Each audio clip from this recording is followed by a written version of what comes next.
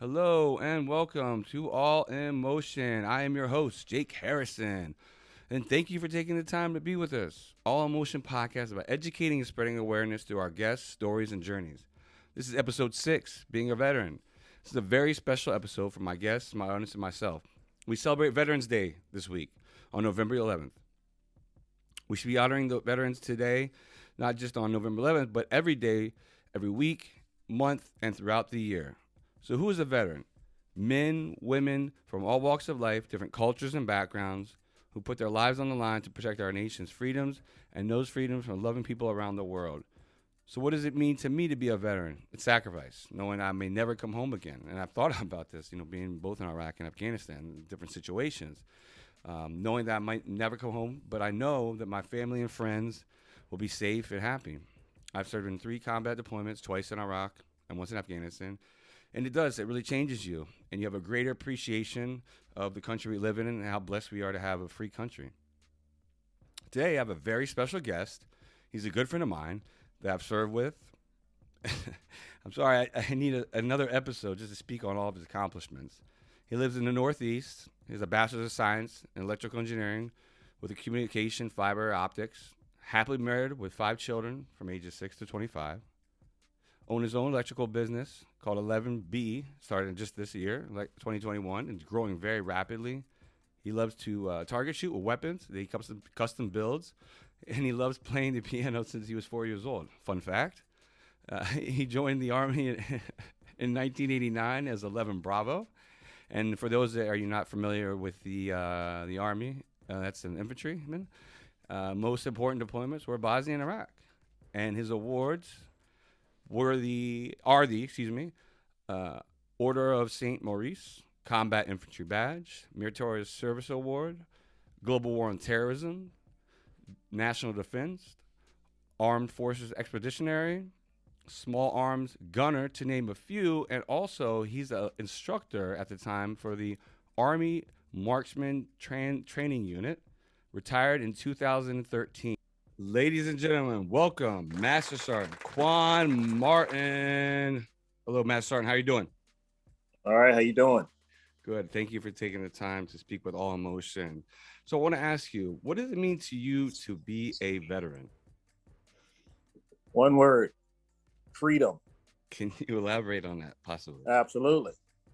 With all that's going on today, what's been going on in the past, how we are allowed to live in this world, in this United States, being a veteran, I was part of that. A part of upholding our freedom and the ability to do what we want as long as it's legal. But you have options. You have, if you want to go to college, if you want to go to trade school, whatever, you have the freedom to do what you want with your life. That's what it means to me. Okay. So, looking back at it, when you grew up where again? Virginia. Virginia. So, what made you decide that you wanted to enlist in the Army? I guess a couple of things. I had my uncle who we all looked up to as a family. He retired as a colonel in the Army, but I remember him coming home, on his leave and visiting. He would always come by and visit. I was always, really intrigued about his uniform and, how he carried himself. I had a lot of family members in the military. My one of my brothers was, served in the Army. My brother-in-law, my sister married him when I was young age.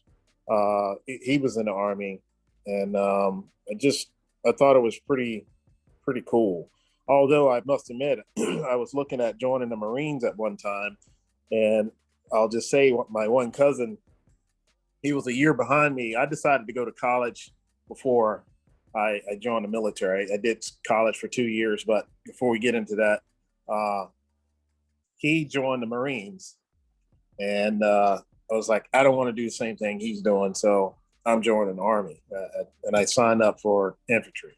So, but in a nutshell, that's what made my decision. What made you decide to choose that path and go along and make that decision? I guess to start, I was just, I was kind of sitting in college at limbo. I wanted to be, an engineer. Just I wasn't focused. Um, and two, I just wanted to get out of the my hometown, get away. It was just it seemed like everybody that well, I won't say everybody, but a lot of people that went to school with were just failing, and a lot of guys ending up in jail or dead. And I just wanted something new. I wanted to get away from that, and and I grew up on a farm, so my dad always told me that hey, this is not, I don't want you guys to have to work your butt off like this. Go to college, get an education, better yourself. My parents were always about bettering yourselves. So I thought that was another step, and it was something that I was curious about, and I wanted to do it. I thought the uniform got me. I was like, this is pretty cool. And then two, my second reason was I always had intent to go back to school, and I was like, if I do, I'll have, the army to pay for it, and that's what I did. That's awesome. Do you think the military, and I'm just gonna ask this because this is my own family history, do you think it's still racist at all, or do you think it's not? Because just like me being Jewish, and I just Yeah, seen something, and I wasn't gonna I'm touch on it, sure. but I wanted to ask your opinion because I had to be careful with it. That's all right. I'll say this: at some point, we're all racist. Now, I will say this also: um, you and I both know there's not a lot of men of color in infantry. At least when I went through. Right. I don't know why. I don't know, but I know the times I deployed and units that I was involved with. In most cases, there was only a couple of us standing in rank, and I cannot, for the life of me, remember at any given point where I could say racist, or I was denied something, or I was treated because of my skin color. That's just me. But have I seen it? Yes. Has it been directed toward me? I can't recall that. But yeah, to answer your question, there is racism in everything, in any organization at some point. Go ahead. No, and no, finish. I just I want to bring a fact up. I'm sorry, go ahead. That's all right. No, I want to go ahead. No, go ahead. Go ahead. But my parents, another thing, my parents always taught me, you get your education, nobody can take that away from you.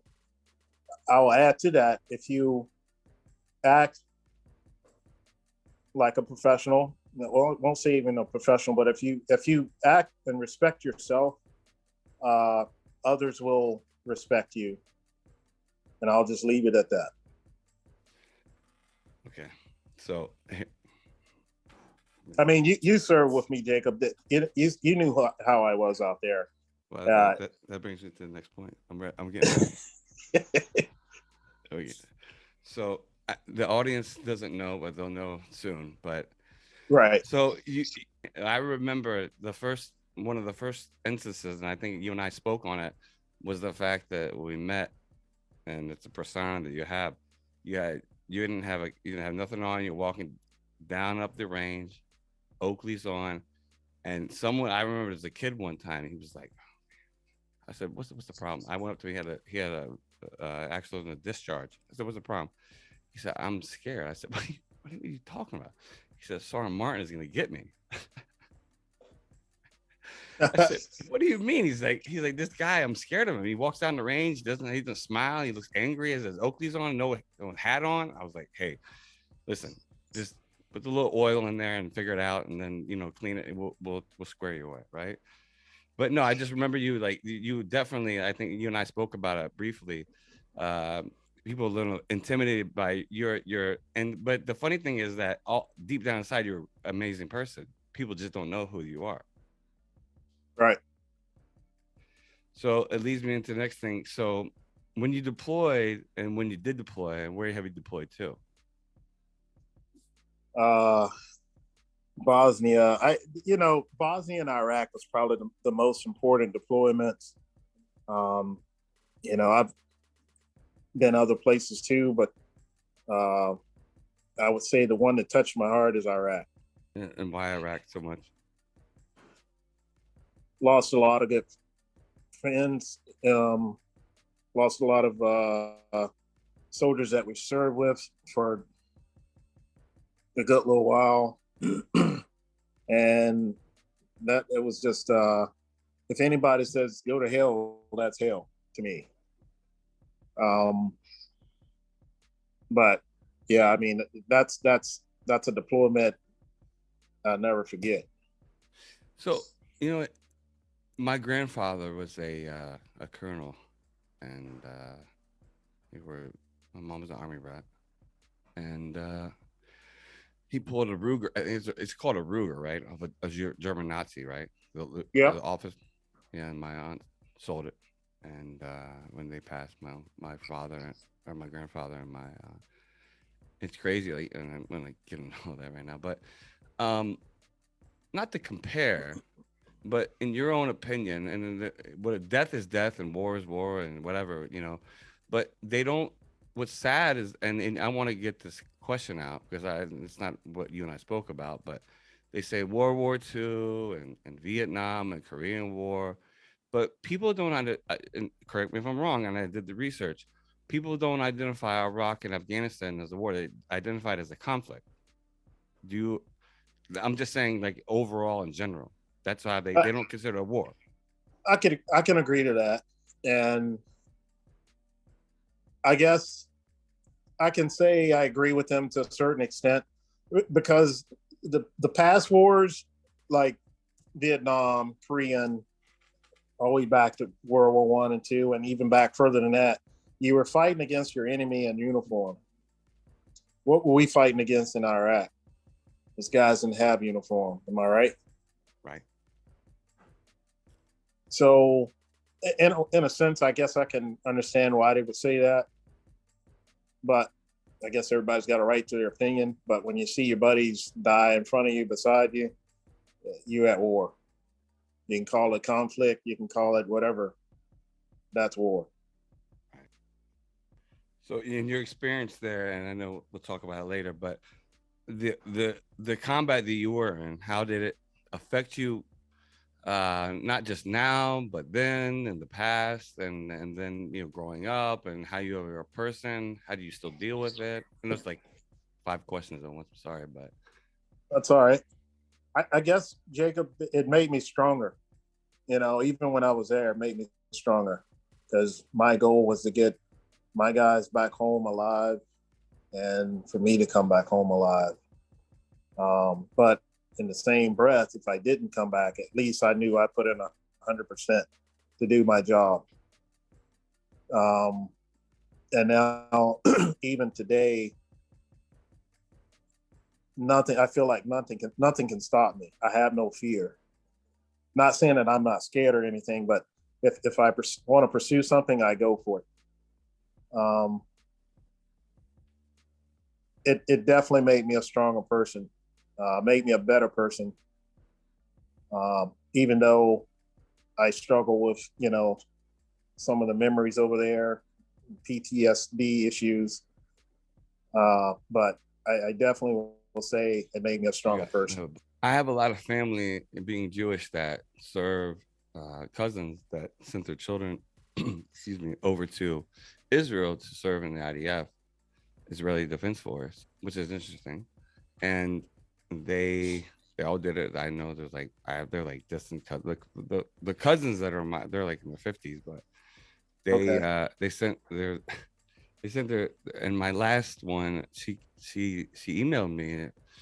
She was like 3-4 months ago, was that, if you remember, the last conflict with Israel and Palestine, and I felt bad because I was like, she's a woman, and I was like, not, but I'm not gonna go there, but it's just not the conversation. But is it interesting to you that like they did it? They're not resident, but if they just did it because they're very religious and it's a part of them. Do you think that the United States should maybe consider some type of policy like that to everybody has to do within a year or 5 months or 6 months? Does that make sense? Because in Israel, if you're a citizen, you have joined. My family made they just sent their kids over. They're like, yo, you're gonna go join the IDF for like 2 years. I, I've I've said that in the past, Jake. I've said that many times in the past, and a lot of my friends have said that. Um, but I guess today's upbringing is a lot different from even when you were younger and myself. But I would not be opposed to it if they came down and said every citizen has to serve a certain amount of time. But So, in that same breath, again, I'll say the military is not for everybody. Definitely not for everybody. how was it being able to transition? And I know you did a lot of different things, and even though you were still in Army National Guard, but in general, because a lot of veterans still face this thing, and I know that the whole goal here is to try to educate and what we can provide. And what was the, if there was a challenge, what was the biggest challenge? Being active duty from national active duty to Army National Guard or Army National Guard out to civilian. So you actually did two transitions technically. Yeah, That's a lot. I would say Army to National Guard was a different transition.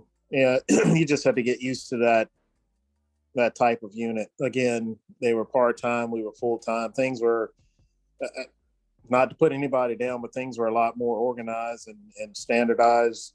Whereas in National Guard, you kind of putting pieces together. It seemed like every weekend trying to get things done. But then when I retired, uh, I wouldn't say that was a tough transition, but it was something to get used to. Um, but being in the National Guard, you work with civilians all the time. You got a civilian job, whatever. So it really wasn't that different. But definitely from Army to National Guard. So this is the next point, and that, and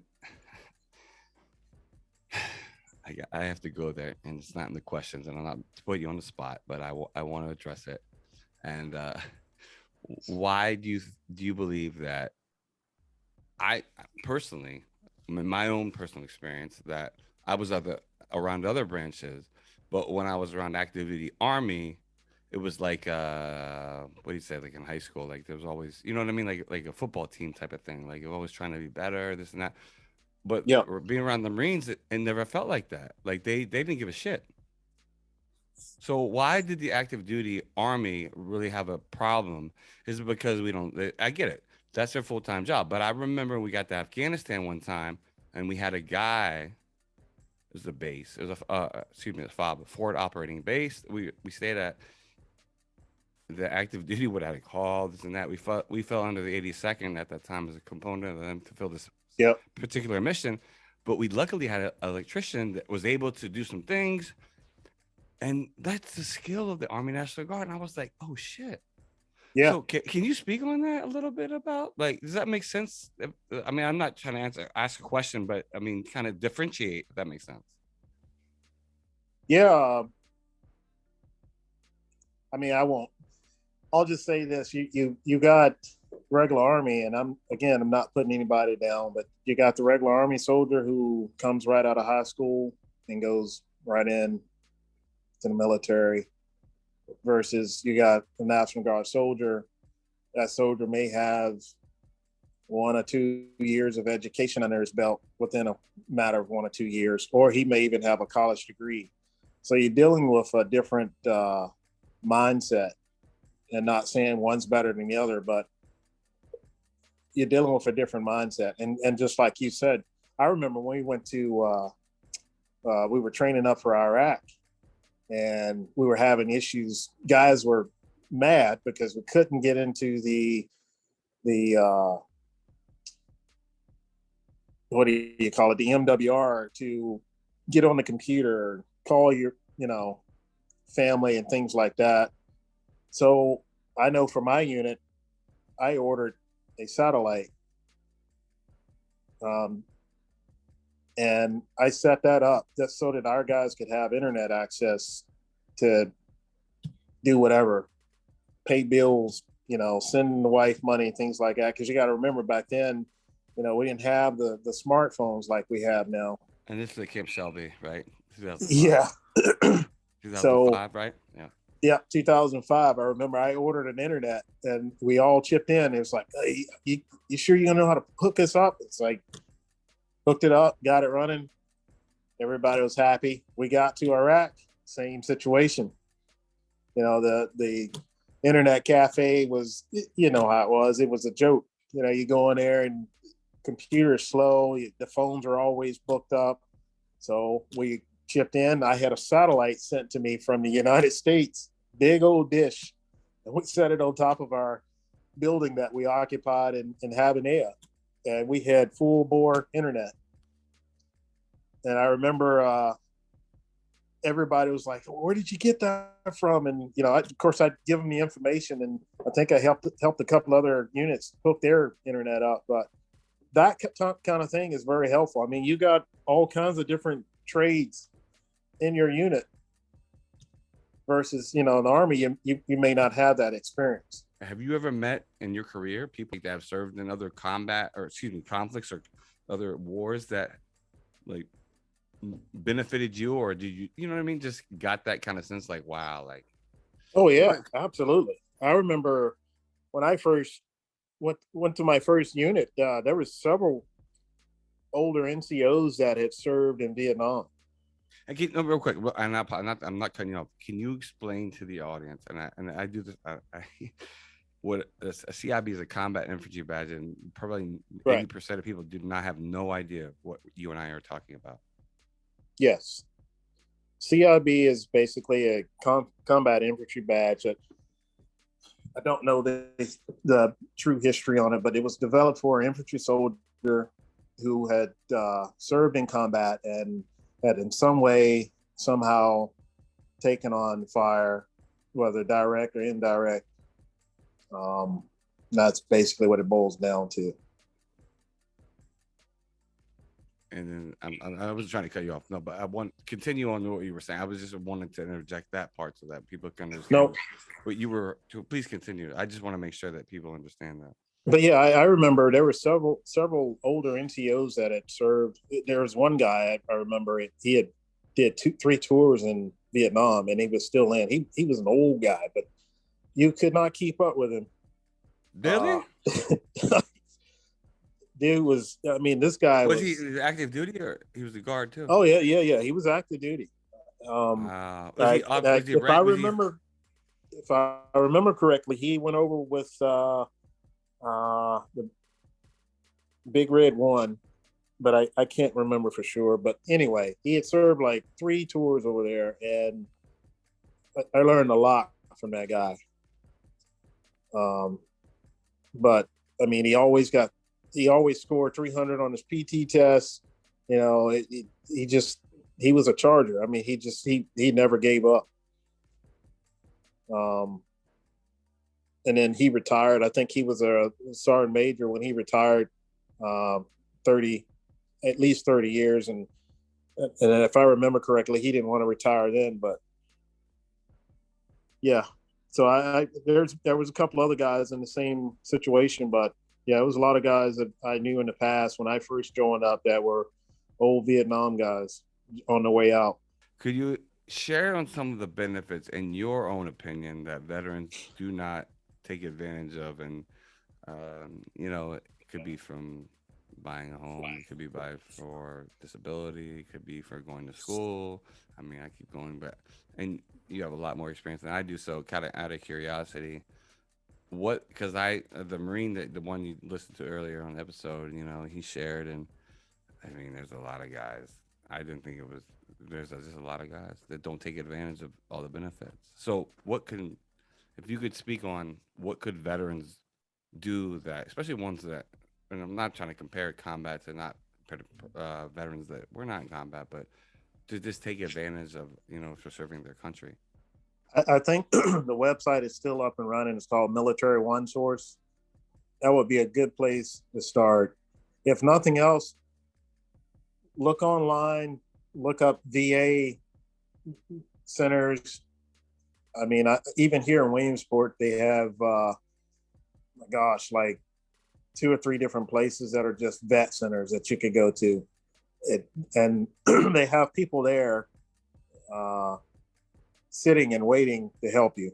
No matter what it is, you just got to go in and ask the question, what you need, what do you want? But the information is out there. I will say, it may not be readily available, but you got to do a little bit of groundwork yourself. It just, if nothing else, go to a National Guard unit and say, hey, I'm a veteran. I'm trying to, get into the VA medical center, and I need to see somebody. If you see a soldier on the street, stop them and ask, but I won't say there's no excuse, but you got to open your mouth and eyes up and get out there and look for the things that you want and need. I know some guys are afraid, or they feel like they don't deserve whatever. Don't be that guy. If you need help, go get help. Whether it's mental or you need help with your finances, anything, it's there. You gotta ask. Worst case, go to your local police station. I'm sure somebody in that police station can say, hey, I'm a veteran and this is what I did. You got to go look for it. Well, I think they're probably scared to go to a police station. They're afraid they probably get Well, arrested. that might be the case, but somehow, somewhere, you got to open your mouth up. I mean, just driving down the road, you'll see signs for VA assistance. Call this number. It's out there. How many people are gonna, it's like a not necessarily ego, but like a pride thing, and unfortunately, Well, that's what it is, and I'm guilty of it because, we left Iraq in 2006. I didn't do anything. It was July. I about. Remember it was July. It was July. Yeah. I didn't do anything about what was going on in my head until, gosh, I think it was after I retired. That was 2013. Yeah. Actually, it was probably a couple of years after that. So 15 or 16. Yeah. Yep. Yep. And, but it was just that pride thing. And there was a bunch of my friends that had, started it right away. A lot of guys I know had gone and started their process and seeking help and stuff like that. And I just kind of ignored it. I was like, I don't have time for it, or whatever. But it was no excuse. That was all me. But don't be that guy. Go see somebody. And we all know how sometimes the military records will get lost. Go see someone before things disappear. How could we all do a better job at addressing mental illness, PTSD, veteran suicide, which is home for me personally, and veteran homelessness in America? Well, the one thing a lot of us do around here, we get together. There's one group I get together with every other week. It's every other Wednesday. And sometimes it's only like 2 of us that, or ex-military, but it doesn't matter. Just, you got to reach out to your friends, especially if you have friends in the neighborhood, even if they're not friends, they're fellow soldiers. I wish there was some way there was some type of site that you could all log into and say, hey, let's go meet here and hang out, different events. But I guess that's kind of hard. But if you know someone that served, whether you were military or not, reach out to that person, not to say, are you okay? But just start a conversation. Get their minds open up. I live in a great neighborhood where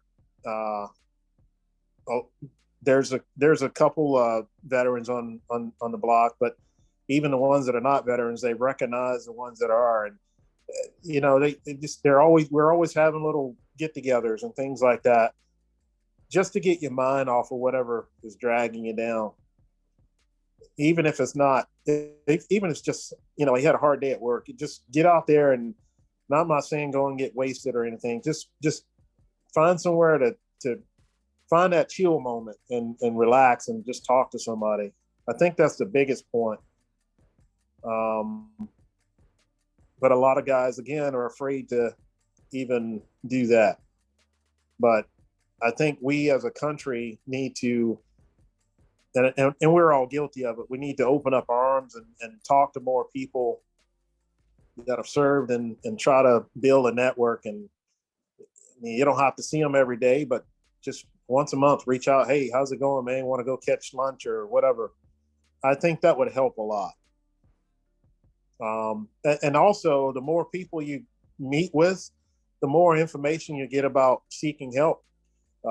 He might find that this guy went here and they did this for him. You know, he's going to this center and they're doing this for him. It's just an information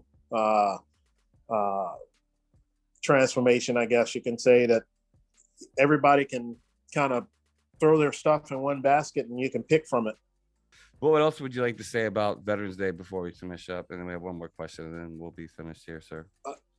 I just, you know, any of the veterans out there listening to this, go out and enjoy the day. If you're not a veteran and you know a veteran, you know, reach out to someone and say, hey, let's go have a lunch somewhere.